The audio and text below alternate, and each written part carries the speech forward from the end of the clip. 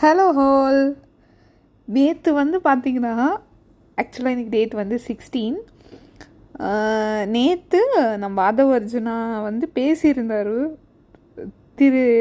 வில்லிவாக்கமில் table சேரெல்லாம் போட்டு ஒரு மேடை பேச்சு மாதிரி அமைச்சு மக்களுக்கு நன்றி தெரிவிக்கிற விதமாக இந்த ஸ்பீச்சை யாருன்னா பார்க்கணுன்னா போய் பாருங்கள். உங்களுக்கு ரொம்ப ஸ்ட்ரெஸ்ஸாக இருக்குது, இவ்வளோ நாள் சட்டசபையெல்லாம் பார்க்காம என்ன ஆச்சுன்னு தெரியாமல் யாரை போட்டு வறுத்தெடுத்தாங்கன்னு தெரியலனா இந்த ஸ்பீச்சை போய் பாருங்கள். சரியான ஸ்பீச். எனக்கு சொல்லும் போதே சிரிப்பு வருது. ஷார்ட் அண்ட் ஸ்வீட்டாக நான் சொல்லி முடிச்சிடுறேன். என்னன்னா இவர் என்ன சொல்லியிருக்காருன்னா, உதயநிதி அவர் பற்றி பேசியிருந்தாங்க. நம்ம உதயநிதின்னு சொல்லக்கூடாது, இந்த வீடியோ ஃபுல்லாக நம்ம அவரை இளவரசர் தான் சொல்லணும். ஸோ இளவரசர்னால் உதயநிதி, ஓகேங்களா? அவர் என்ன சொன்னார்னா, ஆனால் 100ல் ஒரு வார்த்தை கரெக்டாக சொன்னார். நாங்கள் கூட எதிர்கட்சியாக டிஎம்கேல யாரோ பெரிய பெரிய ஆளுங்களை நிற்க வச்சுருவாங்க, தங்கம் தென்னரசு அந்த மாதிரி நல்ல எக்ஸ்பீரியன்ஸான ஆளை நிற்க வச்சுருவோன்னு பார்த்தா எதிர்கட்சி தலைவராக உதயநிதியை நிற்க வச்சுருக்காங்க. அப்போ தாங்க எங்களுக்கு இது ஒன்று தோணுச்சு, நமக்கு பிரச்சனையே இல்லை, இனி என்ன வேணால் பண்ணலாம், என்ன வேணால் அடிக்கலாம் அப்படின்னு ஆதவர்ஜுனா பேசியிருந்தார். ஆனால் அவர் சொன்னது கரெக்டு. ஆஸ் பீப்புளாக நீங்களே யோசிச்சு பாருங்கள், ஒரு எதிர்கட்சி தலைவருன்றவர் எவ்வளோ ஸ்ட்ராங்காக இருக்கணும் அப்படின்ட்டு நீங்கள் யோசித்து பார்த்தீங்கன்னா உங்களுக்கு தெரியும்.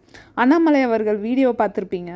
அவருக்கு என்ன குவாலிஃபிகேஷனுங்க இருக்குது, என்ன தகுதி இருக்குது அப்படி இப்படின்னு அவர் பேசியிருப்பார். நீங்கள் ஒரு டிஎம்கே சைடு இருந்து உதயநிதிக்கு சப்போர்ட் பண்ணாமல் ஒரு நியூட்ரலாக யோசிச்சு பாருங்கள். இவங்க எல்லோரும் கேட்குறது கரெக்டு தான். எனக்கு என்ன கொஸ்டின்னா, டிஎம்கேல எவ்வளவோ எக்ஸ்பீரியன்ஸான ஆள் இருக்காங்க. டிஎம்கேல ஒரு நல்ல ஒரு குவாலிஃபைடாக ஆள்னா கனிமொழி மேம் இருக்காங்க, அவங்கள கூப்பிடுங்க. ஏங்க நீங்களே உங்கள் கட்சியை இது பண்ணிக்கிறீங்க? இதில் இன்னும் ஒரு காமெடி என்னென்னா, டிஎம்கேக்கு எதிரிங்க வெளியெல்லாம் இல்லை, உள்ளுக்குள்ளே தான் இருக்காங்க. ஃபஸ்ட்டு சேகர் பாபு கொளத்தூரில் நம்ம ஸ்டாலினை நிற்க வச்சு தோக்கடிச்சாங்க. இப்போ திருச்சியில் நிற்க சொல்லி அன்பில் மகேஷ் ஸ்டாலினை கம்பல் பண்ணிகிட்ருக்காரு. அதனால் இதில் நான் என்ன சொல்ல வரேன்னா, உங்களுக்கு எதிரி டிவிக்கே கிடையாது, உள்ளுக்குள்ளே தான் இருக்காங்க எதிரிங்க.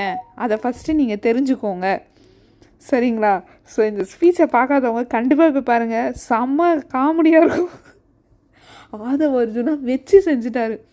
அவர் சொல்கிறது கரெக்டு தான். உதயநிதிக்கு விஜய் மாதிரி ஒரு ஆளுலாம் போட்டிக்கெல்லாம் நம்ம எடுத்துக்கவே கூடாதுங்க.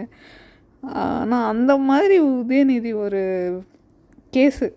அதனால் இனி வரும் சட்டசபை எப்படி என்ன ஏது ஆரவாரம்லாம் இல்லை, ஒன்லி ஃபைட்டு தான், ஜாலியாக இருக்கும், என்ஜாய் பண்ணலாம்.